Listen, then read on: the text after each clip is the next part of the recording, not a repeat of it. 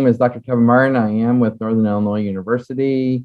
So we were talked before at state fairs and other areas about trying this idea of vertical farming and how that could apply to being used at high school areas and such. So we kind of have a two-part kind of thing broken up here, a little bit about what vertical farming is, and then we have a new concept that we're trying to kick around here and see, hopefully we can get some feedback from you guys on what your thoughts were. So instead of trying to force something back onto our teachers that are definitely way overworked right now with everything going on, hopefully trying to get some feedback so we can actually deliver what you're actually looking for. So I'm going to share my screen here real quick, and then we can get started. Everyone see this okay then? All righty. So what's this vertical farming and kind of the idea of this trainer type concept we have here? So what some of you guys might be interested in is what is a vertical farm and maybe how that could apply to your educational needs, depending on if you're biology or ag or computer science or chemistry or physics. We've got connections with a lot of different areas here. So what is a vertical farm? It's a form of controlled environment agriculture that produces crops on multiple levels. So as you can see from the pictures, we're basically stacking things. So we're going to create a tray of plants and then plant them and then put 14, 15 levels potentially of farms above. So all artificial lighting, as you see, is all fully insulated. So it protects it from the environment. So this kind of opens up some very unique ideas here. This is what's actually being used. Just an FYI, companies are starting to do this in the Chicago area. They've been doing it all along coast, a lot of urban areas, but even in rural areas, depending on where you are in the state, it still applies because what this does is allows you to be able to grow crops locally throughout the whole year. So it's really a futuristic idea. It's already being done now, but still, you're going to be, the expectation is to see this more and more and more down the road. So this is what you would be seeing on commercial scales. And so one of the interesting things it does is it does look very differently than, your traditional farm field type open field farming. And so we can adjust. Instead of just being open to the atmosphere and whatever rain or whatever, we can always add some irrigation, but the light is whatever we get from nature, the temperatures are whatever we get from nature. And instead, we can actually now control all these types of parameters, and it allows us to really create some really unique opportunities. So with lighting, the lighting systems are primarily now all LED lighting systems. And so these wavelengths of light actually can be selected. Some of the research I actually do in this field, looking at specific wavelengths of light and how they impact the growth, flavor, the appearance of these different plants. And so this is how we can modify different things. By looking at, what wavelength, whether it's red or greens or purples. And so we have these kind of opportunities to affect the roots or the flower formation, all these different areas. And so, how we adjust this ratios of, almost thinking of it as a drug delivery of the amount, the time, and for how long you do it. So it's almost just like, as if you were taking a medication yourself. So, how intense is the wavelength? What wavelength are you giving it? What intensity are you giving it? How long are you giving it? When in the plant development life cycle are you giving that wavelength? Because you might give it blue at one point stage and red at another, or the relative ratios may be different. So there's all sorts of interesting research kind of concepts that are coming along with this. And I'll stop right now. If there's questions about anything, just jump on, guys. I know it's after hours and everything else. So just jump on out and, if something doesn't make sense or you're curious about something, we're all teachers. That's why we're here, right? Is so to try to, we're always excited about our own material, but if there's a question, blurt it out. Watering is another awesome, great thing about this. If we look at all the watering, we can either do this as a hydroponic type system, where you just have a water level and the roots kind of suspended in a water solution, or you can actually have aeroponic type systems where they actually, the roots are suspended and you literally only just spraying the roots. So it's even less water usage going on in those sorts of cases. Aeroponic systems are a little bit trickier to manage, but they even allow the roots to grow even faster because there's no pushback. There's nothing to push the roots against. So they're able to grow very quickly in watering systems, in aeroponic systems. Another reason why people are worried about this or interested in these types of systems is the climate type, aspects, the climate change and everything going on. Just kind of a little visual there on, the water usage of a kilogram of lettuce there, versus open field versus greenhouse versus vertical farming. There's significant reductions in water usage. The crop yields are much higher, and maybe something you might not have thought about, but the fact that you're able to grow this food so much closer to where you're having it or where you're going to consume it, the transportation energy and the emissions from that transportation is dramatically less. If you think about, how many times you go to the grocery store and you see stuff from, Colombia or somewhere in South America or California, significantly reduced amount, especially now with, post-COVID type world of, not sure where things are going to be going and where people are going to be, and are we going to shut down supply chains and everything. There's now a big focus on, how could we, modify and handle growth here.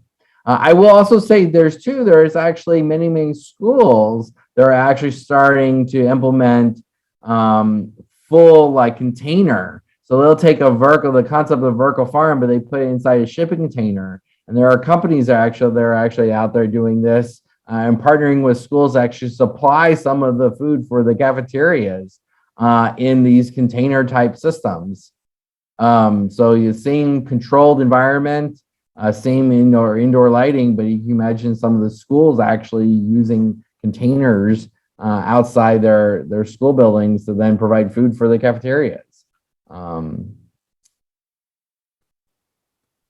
So that's kind of what vertical farming is, and why are we interested in it, right? I mean, there's a lot of autonomy that has to come around. So automated indoor environments.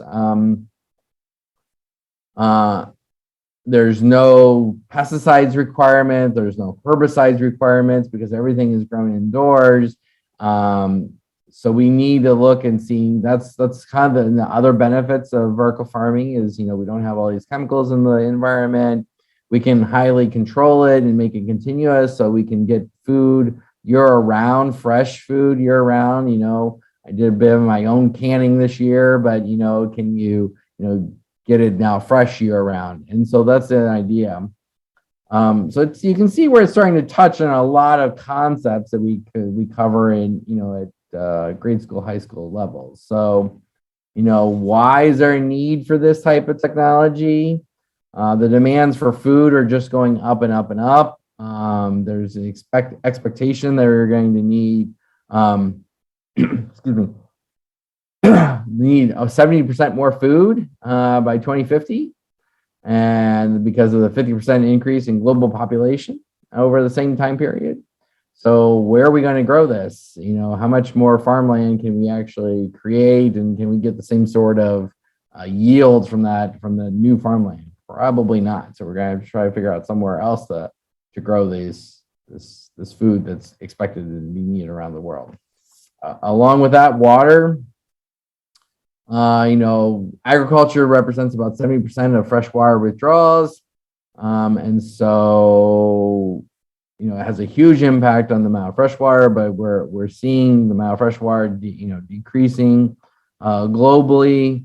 And in fact, over 2/3 of the world's population is expected very soon to be living in water-stressed regions. So the amount of fresh water around the world is dramatically decreasing, and yet we need lots of fresh water for agricultural reasons. So this reduction in water is a big impact here. So again, you can see, different social science, different areas. I don't know what your backgrounds are that's in this, but that's, areas, touches on a lot of different areas here. When it comes to fossil fuel usage, the energy that going back to that reduction in demand or in transportation, we're talking about, large tractors needed. So the manufacturing, production, processing, all of this of food requires about 30% of global energy consumption. So then now we can, some studies have actually shown we actually do aeroponic type systems that could be on par with an open field once you include the transportation. Because now, of course, you're growing it closer, right? So you're not doing the 2,000 miles of transportation that goes along with some of that open field agriculture. So once you include that, we can actually be on par. And if you include, solar because these are going to be included indoors, and so you'd have like rooftops, you could actually lower to about emissions to be about a third of traditional farming. So pretty significant decreases in emissions and energy usage overall. So yes, you are going to have the air conditioning needs. You are going to have the lighting needs that you wouldn't have if it was open field. But you're also growing the food much closer too. So when you look at the holistic picture, it's probably on pretty close to being on par type systems. We have a question in the chat. Sure. Do you have an idea of maybe roughly what percentage of our food supply is coming from this right now? It's very, very small. It's very small. It's very, very small. That's why it's kind of an interesting, cool concept. If you're looking for new things that kind of talk about in your classrooms, this is it's a relatively newer concept. It's been around. The concept has been around. Let me clarify. The concept has been around a good probably 15 years or so, but it's really taken off in the last, I'd say 10. 7 to 10 is when it's really started to really take off. And so now, we see this now in the Chicago area. We see this in the major urban areas. Not so much in kind of rural areas, but certainly, if you start thinking about educational people, I'm from a rural area, and you start thinking about educational opportunities for a rural area. And even though it's a kind of been geared towards this idea of urban, the fact that you could do year-round fresh tomatoes, applies because it's still, it's winter right now. Where's a lot of that fruits and vegetables coming from? So, just another quick clarification question. Did you say that 2/3 of the world population will soon be living in water-stressed regions? Was that the amount? Yeah. Yeah, that's wild. That's the United Nations numbers. So UN numbers, 2/3 of the world's population will live in water-stressed regions by 2025. I don't think people realize this, although we talk a lot. I'm part of an environmental standard or a center here at NIU, and it's the Institute for the Study of the Environment, Sustainability, and Energy. I'm also an associate professor in the Department of Engineering Technology. Sorry, I didn't really just jump right into it instead of worry about, my background's been in everything: electric vehicles, renewable energy, shipping container buildings, actually. So we built buildings out of shipping containers years before.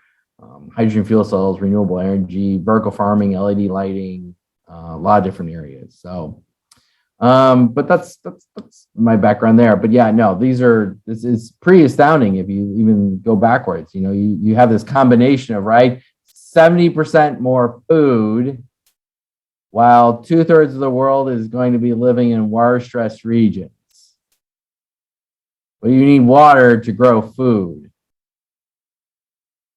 You combine that with the energy consumption that's going to be, if we go with straight open field farming, and you can expect there's going to be even more emissions. And as we've seen with climate change issues, emissions and energy consumption, and then you cobble this together with cropland, that increased need for food, if you look at it as a cropland, we're going to need basically a land mass larger than Brazil to meet that 70% increase. But 80% of arable land is already in use.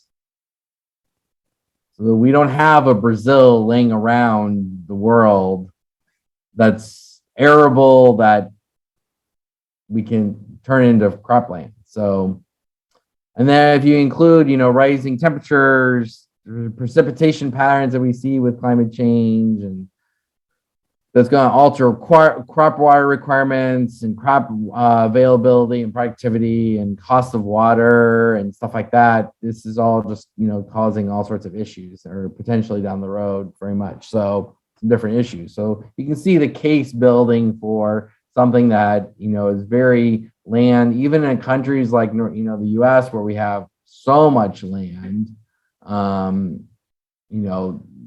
the case building for something looking for something that uses way less water, way less land, is not subject to climate changes taking place, and is able to produce a lot of food in a very small condensed area.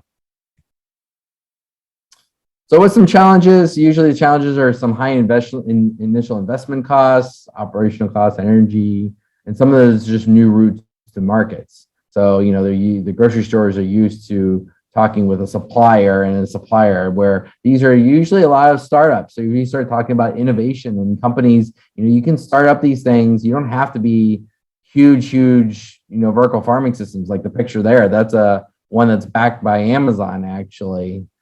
This picture here is actually from one in the US that has received backing from Amazon. So you don't have to start something like that. I've talked to many companies. There's a few companies in Rockford that are doing this type of system, and they can't grow enough for their customers.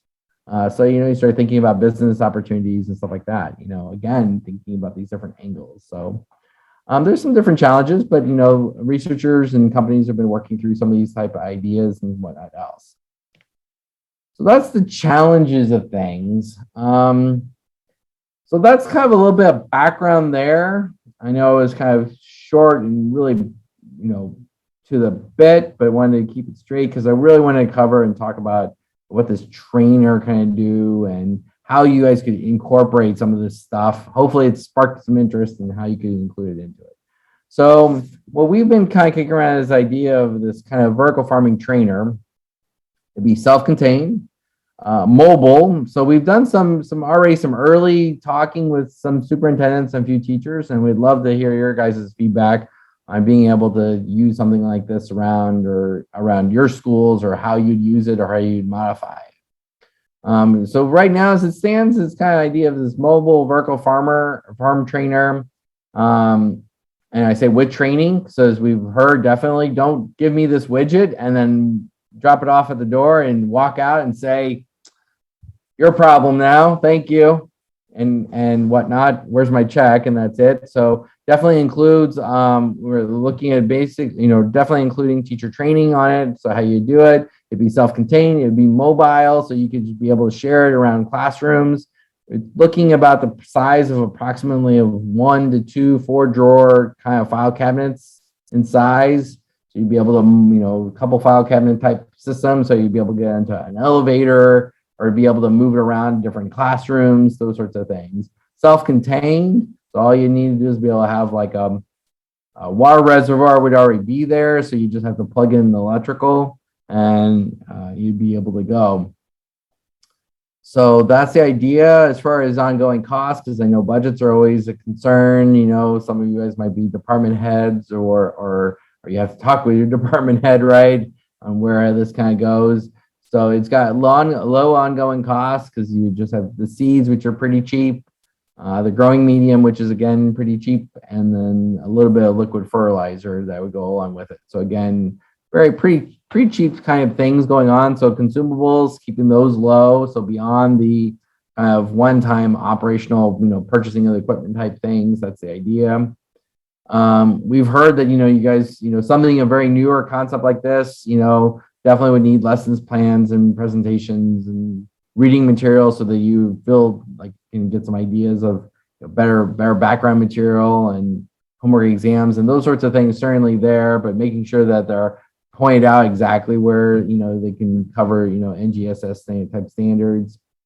And kind of what spurred this whole thing was actually the new computer science requirements, because there is a piece of this that would be allowed or could be used to address maybe not all, but most of the computer science standards that are now coming out. We were just discussing this beforehand, as the due date was 12/1, so those should be out anytime officially, and are already published in the register already.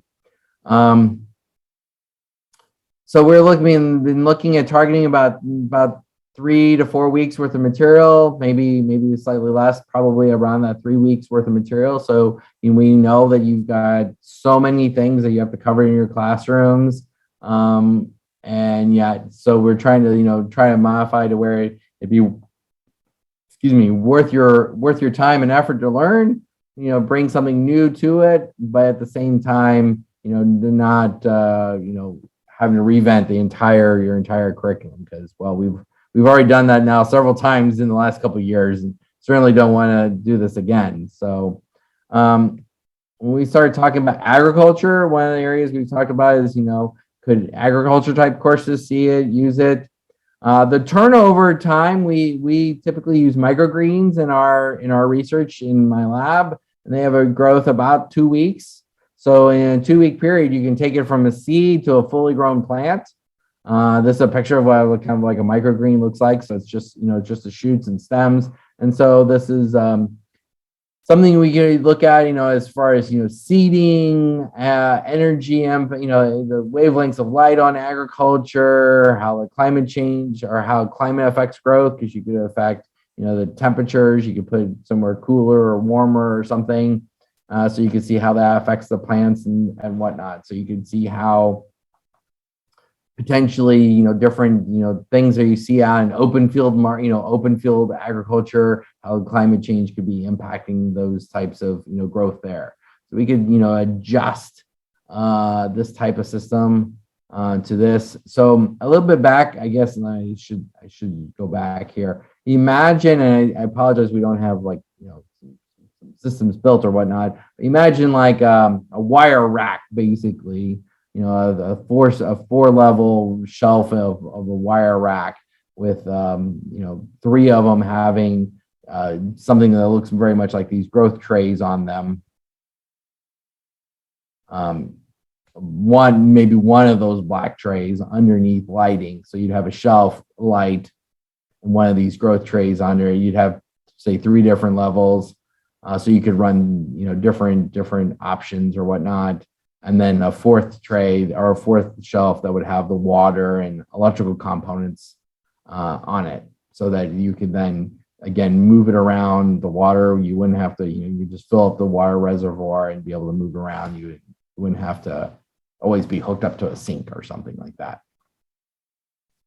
So, you see in agriculture, you can investigate different aspects of this, impacts of light, impacts of, seed density. These are just kind of some open-ended kind of ideas how we could do it.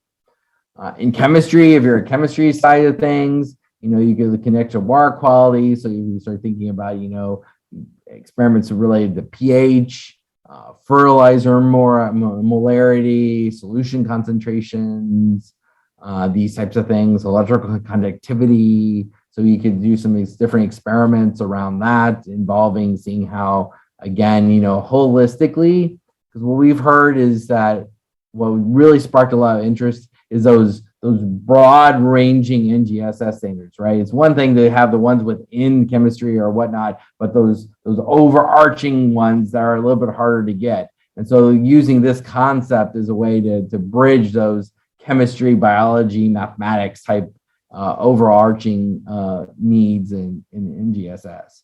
And so, this is a way to, touch on these kinds of, something very specific, like, molarity calculations in a chemistry class or pH, but then also bring it back to then that, hey, look, we're actually trying to, how does this impact then the overall system and the growth of the plants. Biology, there's the reactions in the leaf, right? There's photosynthesis taking place. There's other secondary type reactions taking places in the leaves. You could look at calculations of mass changes, right, underneath different growing conditions. Again, you could talk about, how the impacts of degrading soil quality, impacts farm fields. So there's different areas there, environmental pieces. Some high schools I know have got environmental science type courses. So clearly this could go into that, something of these things could be utilized there too.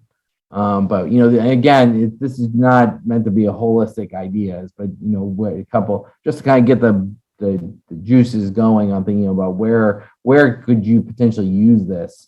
And in the computer science piece, if you're a computer science person, this is all programmed in Python. It's the most popular language now to learn. If you've taken in programming, probably with C++, or before that was Fortran, or they've talked about Java. A lot of people have taken Java before. Python now is the most sought after in the workplace programming language to know. Before you go, oh my gosh, what it can do, the TI-84 now sells a version that actually understands Python. So a very popular calculator around the high schools, and at the college levels is the TI-84. And they actually now sell a version that actually does Python programming on the calculator, or can handle Python programming on the calculator. So, before you worry about whatnot. The trainer itself would be able to be used with computer programming, or it could be totally used without, self-contained.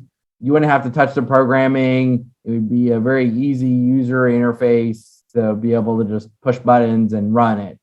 So if you're not thinking about using it in computer science, you could still use it in biology, chemistry, physics, because of course, wavelengths of light and whatnot in the physics type areas, agricultural type areas. So you can use it in those types of classes too, without having to know any kind of programming. You could also open it up and allow the students to then use and write their own programs, and then try to address and actually control it then themselves, because it is based on Python and open architecture type system. Students would be able to actually upload and test code. And then the cool thing there is in programming, a lot of times students are sometimes turned off by programming because they, the famous example in programming, if you've taken one, is what I've given you there, is the hello world. And this is actually an example of Python syntax. So if you wanted to put hello world up on a screen, it literally is just print parentheses and off you go. So it's, as you can see, it's pretty easy. It's not some weird commands of you don't even understand what it even looks like. That looks pretty readable type languages, computer languages go. So that's the idea, is you could actually go and you could run it. The system as it would be shipped would be allowed to be ran without any programming needs at all. But then, the students, you could open it up and allow the students try it out themselves and try to write programs for the bit. With the growth cycle of every 2 weeks, we think it's pretty easily shareable then, because then if the curriculum and the growth cycles are about 2 to 3 weeks in length, you could then, share it among, multiple biology classrooms or chemistry classrooms or different departments. So that's that's one thing. The computer science standards, this is the new, if you're not familiar with these, this is what's coming out. By 2023, every high school district has to allow, provide the opportunity for every high school student to take at least one computer science class. Computer science is defined as not being everyday kind of computers and computer applications. So this is, your Excel course is not going to count, or your Microsoft Word course is not going to count for that.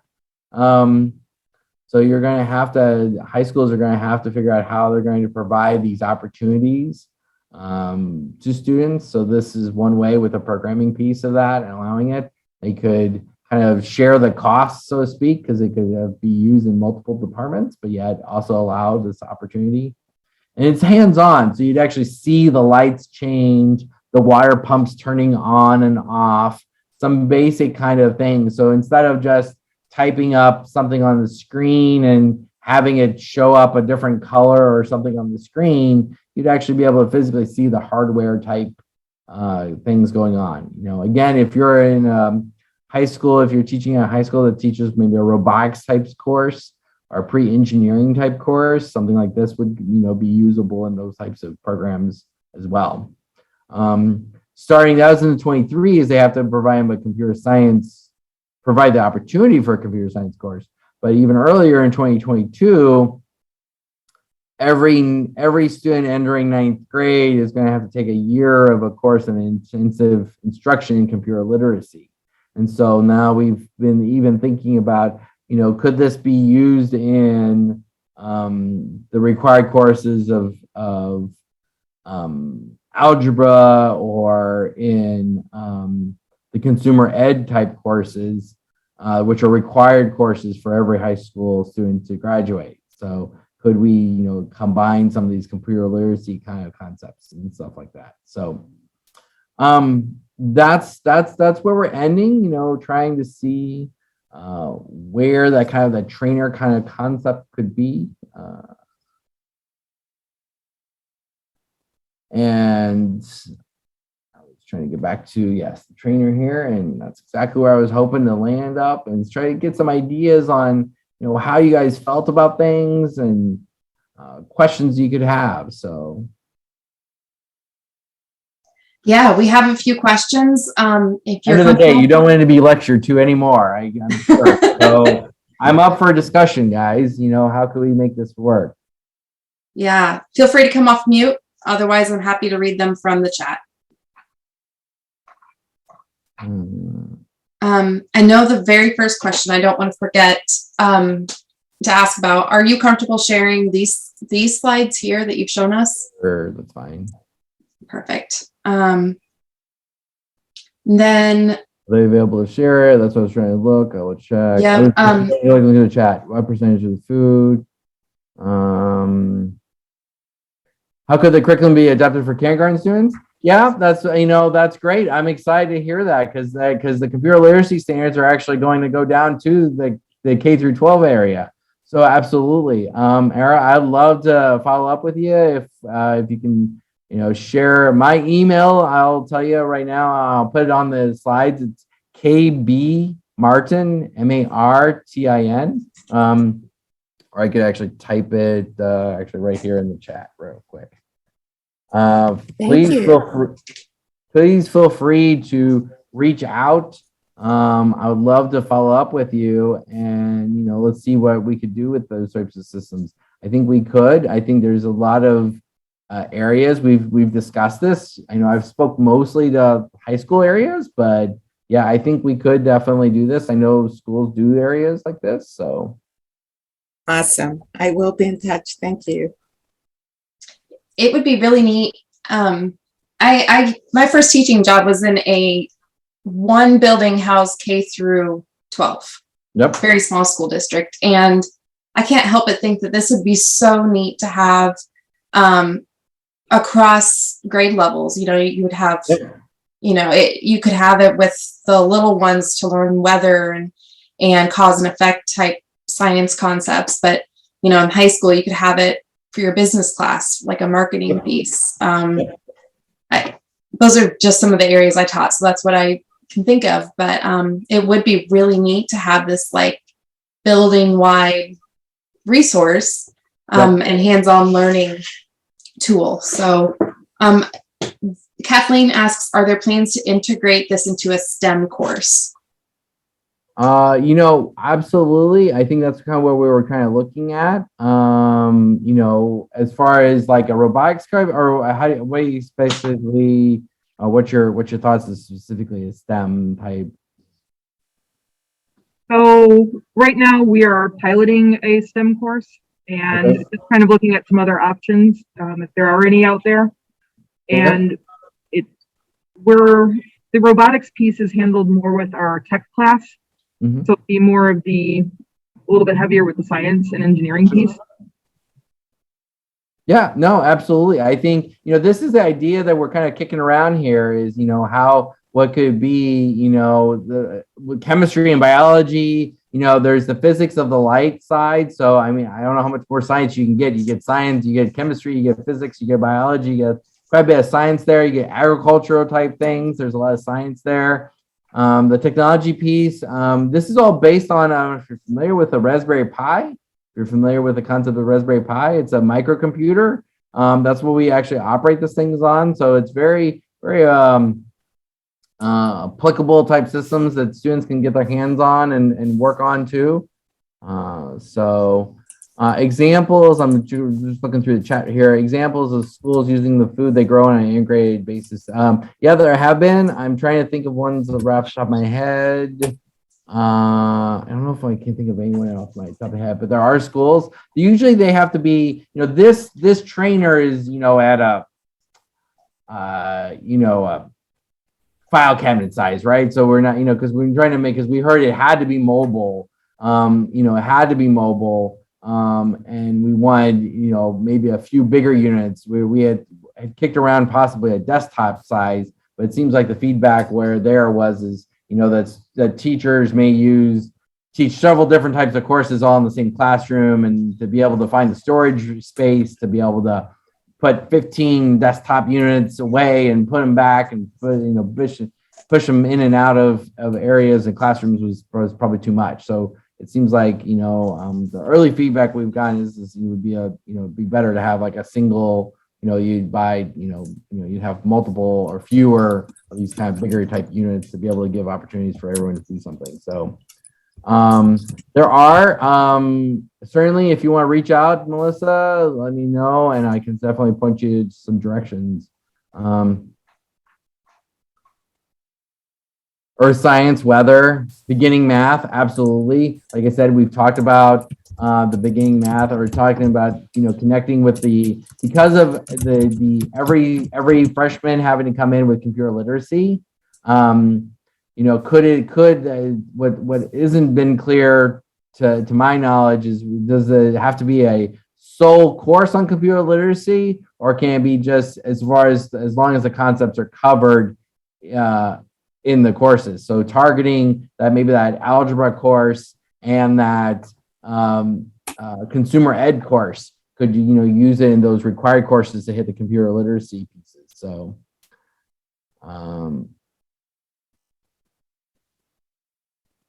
yeah, the cross curricular at all levels, I agree. And that was the target. It was trying to hit the cross curricular opportunities.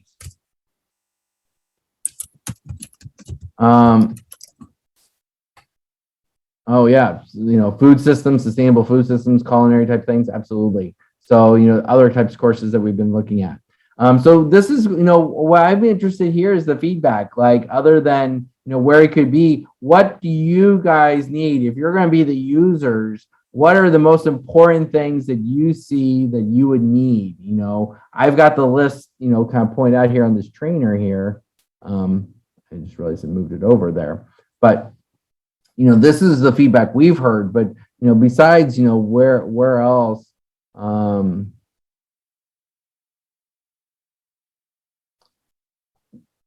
Yeah, year-round learning opportunities. So what do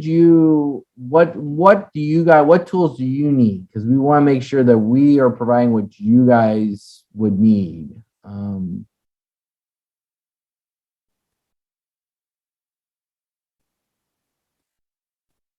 For understanding that from the tech side, yeah, the tech side, yeah. So that's what we're trying to give them, like reading materials. How do you operate it? Obviously, it's going to, user manual, how you would operate the type system. What's possible for our students to do. So, we're looking at the students would seat it, they could operate the system, they could change the lighting levels, they could change, the watering, we could change, experiments like, the water, how's the water, if we change the fertilizer levels, how's that impact things? How does, changing the water quality, whether it's the pH or whatnot, how's that change things? How, if we change the lighting, and the students could be able to change these types of setups, right? I mean, if we change, how we change the lighting, how's that impact the growth? All sorts of different types of experiments. As far as the support goes, like the teacher support, Yeah. would there be any opportunity for like in-person, like almost train the trainer, even though I know trainers Yeah. actual product, The but training teacher type thing. Yeah. yeah, Absolutely. like hands-on. I know as an educator, I would need to get my hands dirty and see how this would work from someone in person. That's why that first appointment, vertical farm trainer with training. So it was very loud and clear from every teacher I've heard saying, love pretty much the feedback has been, love the concept, but I don't just dump this off on my door and say, here you go.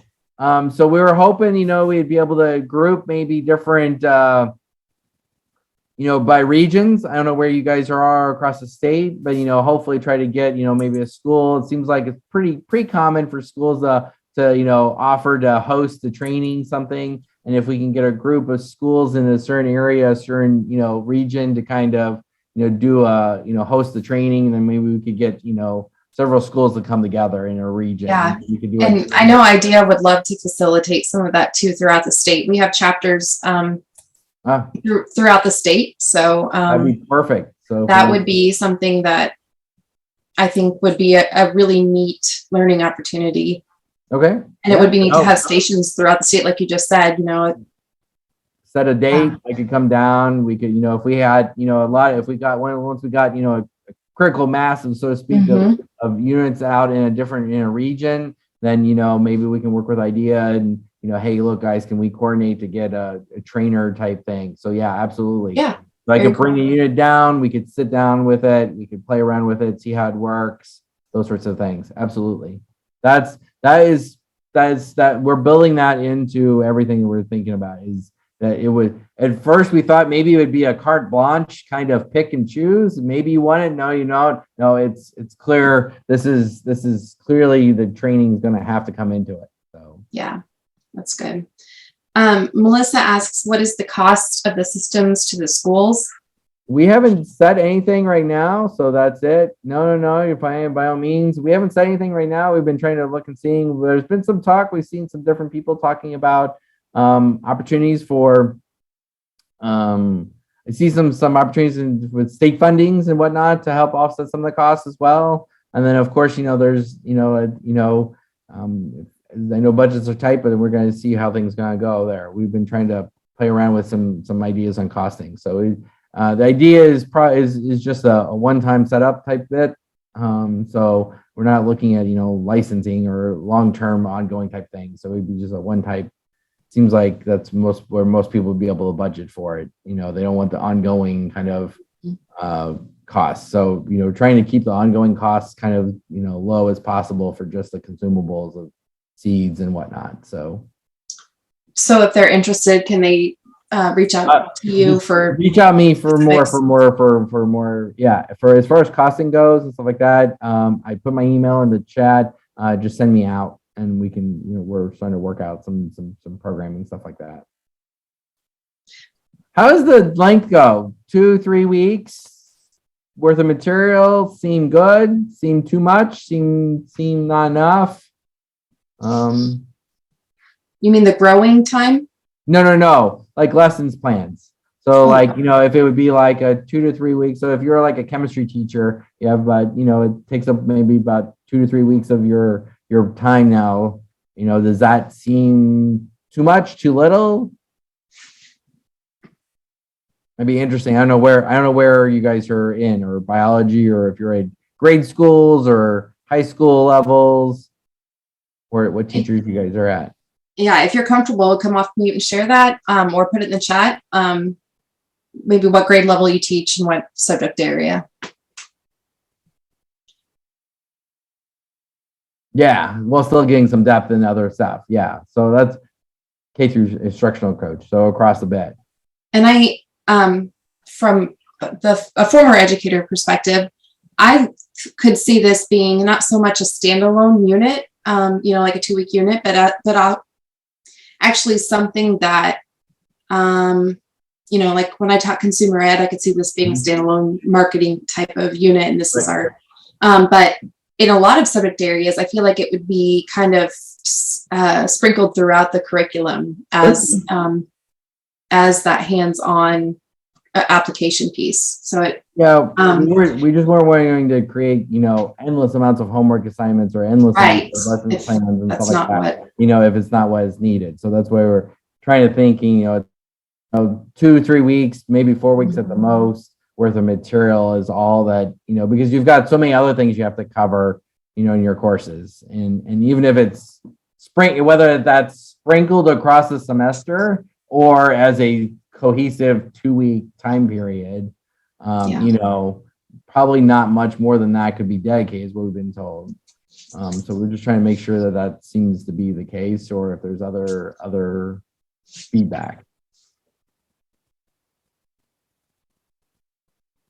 What else do we have here? I think we had something else come up. Yeah. So kindergarten type area. Yeah, absolutely. So that's where we can see these types of areas. We've seen this, like I said, a lot of the schools usually are doing, a huge full container type, a 50-foot shipping container type is what they retrofit and do something like this in. This, though, the trainer would just be then, like I said, a file cabinet or so, for the mobile unit. Yeah, to be able to be used in classrooms, because we heard, I might not want, I may not need one for the chemistry department, one for the biology, or I may buy, depending on how big your school is. If it's a one-room school, you might just buy one and you share it across. If you're larger, urban type schools, you might have, 3 or 4, shared across the school, around the high school or grade school or whatnot. So Kathleen, I'm curious your thoughts, since you're teaching 9-week quarters. Do you feel like they would, this 2 to 3 week time frame, in regards to Dr. Martin's question?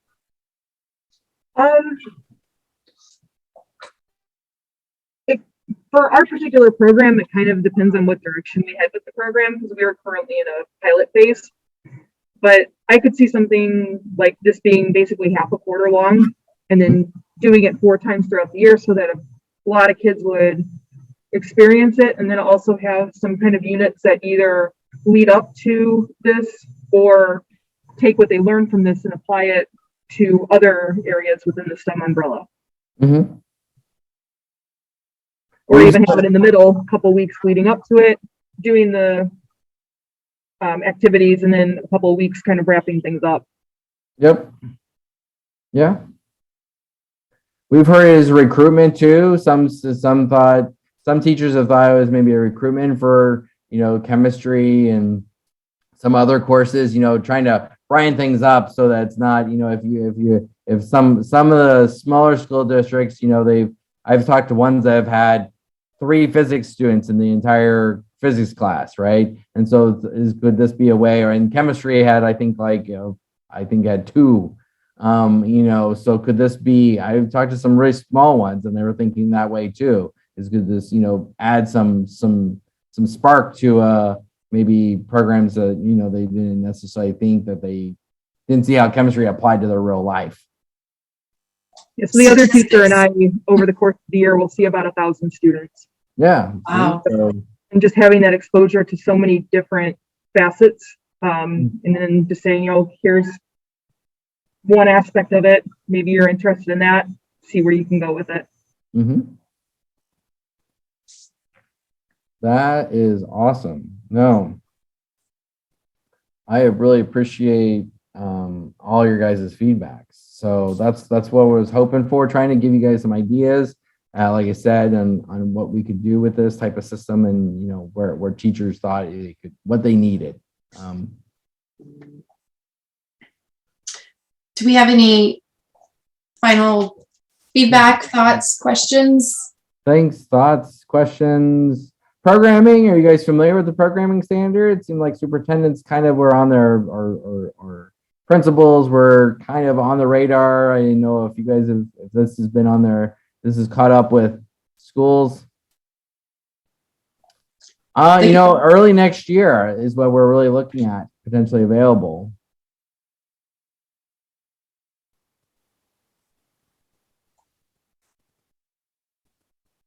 Yeah, I think this could definitely have some applications for that new computer science requirement and standard requirement. Yeah, we talked a lot about the food stuff, but the program, like I said, there's two sides, right? You could either it'll ship fully operational, so you wouldn't have to do any programming to get to work. It's not like it's going to be, they would ship it would ship completely, operational like as is, but you could open it up because of the architecture and the hardware we use. You could open it up to allow students to do their own programming on it as well.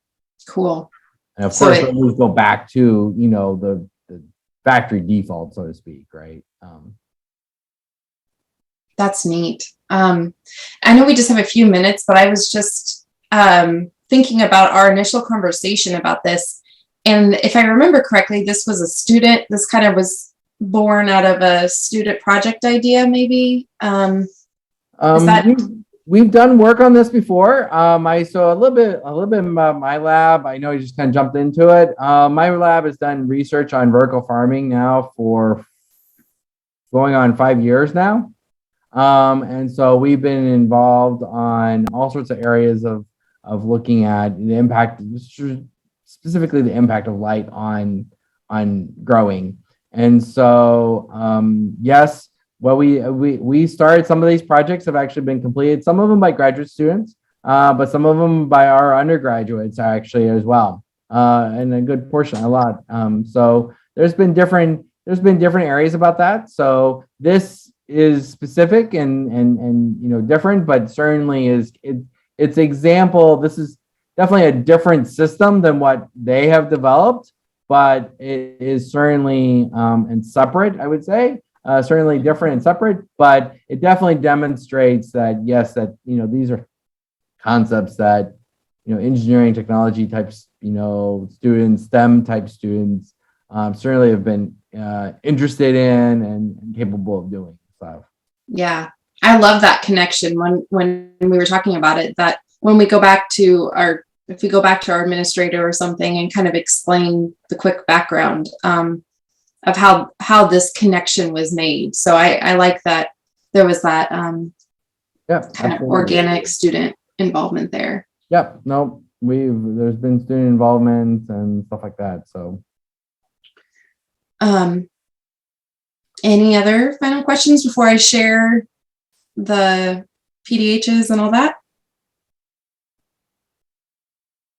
If not, please feel free to reach out. I don't have anybody's contact information. I don't know if we have any way, but I have no way to contact you guys, unless Idea does of who signed up or whatnot. But please, I put my email in the chat. If you guys got other questions, please feel free to reach out.